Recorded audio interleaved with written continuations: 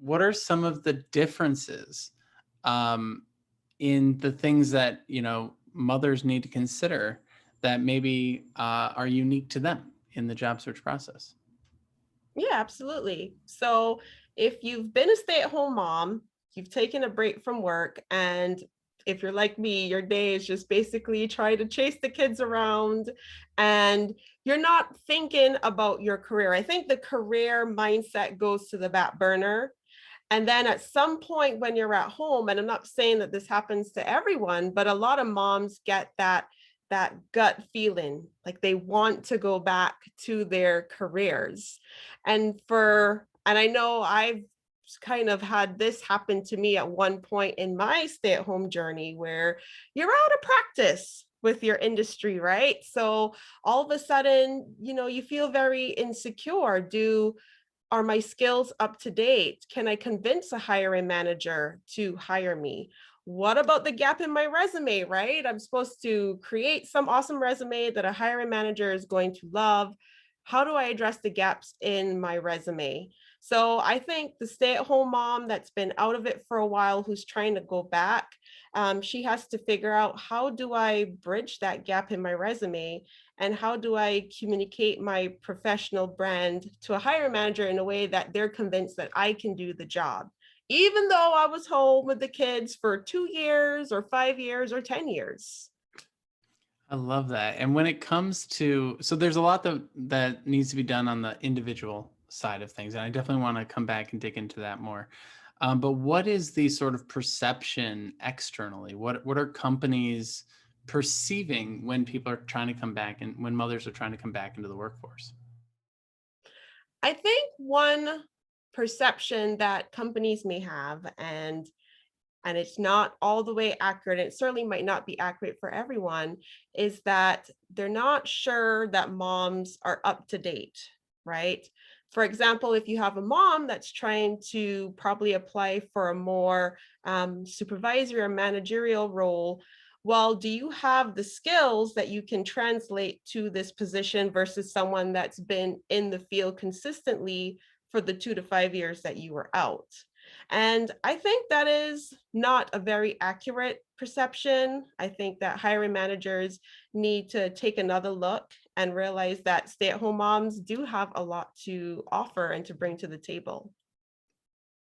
And when it comes to, skills that are developed while being a stay-at-home mom, I know that there's a whole movement going on right now about putting motherhood on the resume. I've seen some posts and some stickers and things like that have been posted on LinkedIn recently.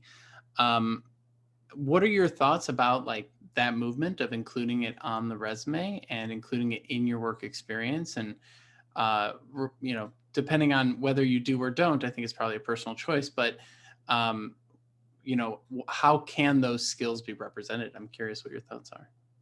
Yeah. I think that it's okay to include the motherhood experience on your resume, but the amount of detail that you put on there in relation to that will depend on the industry that you are going into. So, for example, if I'm applying for a caregiver position in the healthcare industry, maybe it's okay for me to talk about those examples of times when I was caring for my kids or caring for someone else in my family, right? But if you're going to another industry or trying to apply for another industry where that might not be um, really a requirement, then you'll want to pivot and talk about something else. I'm a big believer that moms are involved in so many things that they can put on their resume, and it doesn't have to be paid.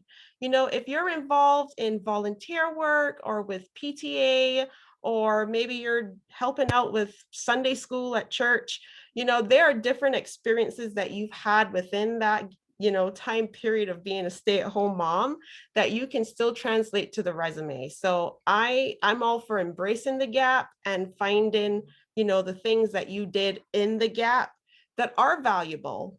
I think as long as at the end of the day, what you're putting on your resume is speaking to that position and what that hiring manager is looking for, then by all means, go for it.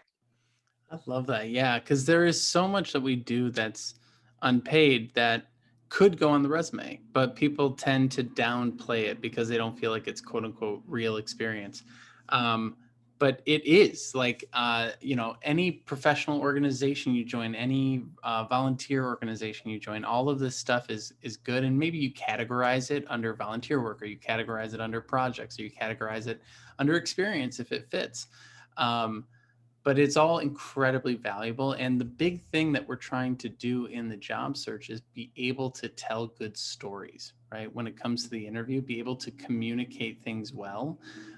So as long as you have a story to go with it, you're going to put yourself in a good place. And I actually always encourage people, mothers included, to create their own things, create their own projects, maybe even like launch an Etsy store if you've been working on stuff. Like maybe you want to go into marketing, you launch an Etsy store, you sold a few, cool things on Etsy, and now you've got that marketing experience, branding experience, sales experience, fulfillment experience, and so on.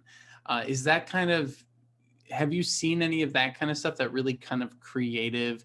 What are some examples of the ways that you've communicated value in those transition periods? Yeah, absolutely. And Martin, I love your tip about creating your own opportunities. You don't have to go apply to some job for 3 weeks just to get that experience. The internet is such a great platform, social media. You look at the YouTube influencers. I mean, that's a perfect example. And a lot of them that I follow are stay-at-home moms, and they are killing it because they created their own opportunities.